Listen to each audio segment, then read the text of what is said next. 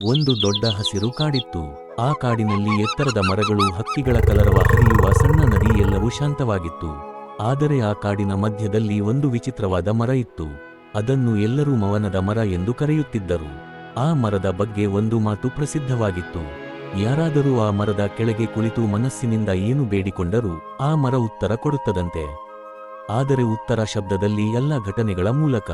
ಕಾಡಿನ ಅಂಚಿನ ಹಳ್ಳಿಯಲ್ಲಿ ಮನು ಎಂಬ ಚಿಕ್ಕ ಹುಡುಗನಿದ್ದ. ಅವನು ತುಂಬಾ ಕುತೂಹಲದ ಹುಡುಗ. ಮವನದ ಮರದ ಕಥೆ ಕೇಳಿದ ಮೇಲೆ ಅವನು ತಾನೇ ಹೋಗಿ ನೋಡಬೇಕು ಎಂದು ನಿರ್ಧರಿಸಿದ. ಒಂದು ದಿನ ಬೆಳಗ್ಗೆ ಅವನು ತನ್ನ ಚಿಕ್ಕ ಚೀಲ ತೆಗೆದುಕೊಂಡು ಕಾಡಿನೊಳಗೆ ಹೊರಟ.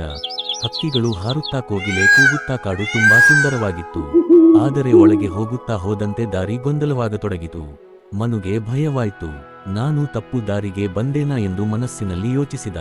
ಅಷ್ಟರಲ್ಲಿ ಅವನಿಗೆ ಒಂದು ಜಿಂಕೆ ಕಂಡಿತು. ಮನು ನಿಧಾನವಾಗಿ ಕೇಳಿದ, ಜಿಂಕೆ ಅಣ್ಣ, ಮೌನದ ಮರ ಎಲ್ಲಿ? ಜಿಂಕೆ ನಗುತ್ತಾ ಕಣ್ಣಿನಿಂದ ಒಂದು ದಿಕ್ಕು ತೋರಿಸಿತು. ಮನು ಮುಂದೆ ಹೋದ. ಅಲ್ಲಿ ಒಂದು ಹಳೆಯ ಆನೆ ಕುಳಿತಿತ್ತು. ಆನೆ ಮಾವ, ನಾನು ದಾರಿ ತಪ್ಪಿದ್ದೀನಿ, ಸಹಾಯ ಮಾಡ್ತೀರಾ? ಆನೆ ತನ್ನ ದೊಡ್ಡ ತೊಂಡೆಯಿಂದ ನೆಲದಲ್ಲಿ ಗುರುತು ಮಾಡಿ ಸರಿಯಾದ ದಾರಿಯನ್ನು ತೋರಿಸಿತು.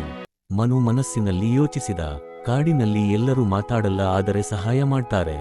ಸ್ವಲ್ಪ ದೂರ ಹೋದ ಮೇಲೆ ದೊಡ್ಡ ಹಳೆಯ ಗಂಭೀರ ಮರ ಕಾಣಿಸಿತು. ಅದೇ ಮವನದ ಮರ. ಮನು ನಿಧಾನವಾಗಿ ಮರದ ಕೆಳಗೆ ಕುಳಿತು ಕಣ್ಣು ಮುಚ್ಚಿಕೊಂಡ.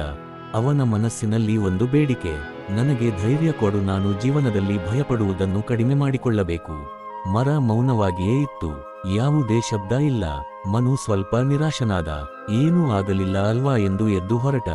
ಆದರೆ ಅಷ್ಟರಲ್ಲಿ ಆಕಾಶ ಕತ್ತಲಾಗತೊಡಗಿತು. ಮಳೆ ಶುರು ಆಯಿತು. ಗಾಳಿ ಬಲವಾಗಿ ಬೀಸತೊಡಗಿತು. ಮನುಗೆ ತುಂಬಾ ಭಯವಾಯಿತು. ದಾರಿ ಕಾಣಿಸಲಿಲ್ಲ. ಆ ಕ್ಷಣದಲ್ಲಿ ಮನು ನೆನಪಿಸಿಕೊಂಡ, ನಾನು ಧೈರ್ಯ ಬೇಡಿಕೊಂಡೆ ಅಲ್ವಾ, ಈಗ ಧೈರ್ಯ ತೋರಿಸಬೇಕಾದ ಸಮಯ ಇದೆ. ಅವನು ಅಳದೆ, ಗಾಬರಿಯಾಗದೆ ಆನೆ ತೋರಿಸಿದ ಗುರುತು, ಜಿಂಕೆ ತೋರಿಸಿದ ದಿಕ್ಕು ನೆನಪಿಸಿಕೊಂಡು ನಿಧಾನವಾಗಿ ನಡೆಯತೊಡಗಿದ.